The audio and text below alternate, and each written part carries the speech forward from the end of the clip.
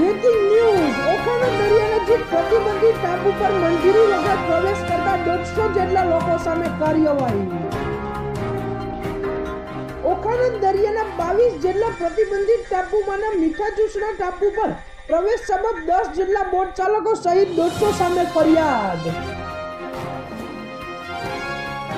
એક મહત્વના breaking news આવી રહ્યા છે. ઓખાના દરિયા નજીક પ્રતિબંધિત ટાપુ પર મંજૂરી વગર પ્રવેશ કરતા 150 જેટલા લોકો સામે કાર્યવાહી કરવામાં આવી છે.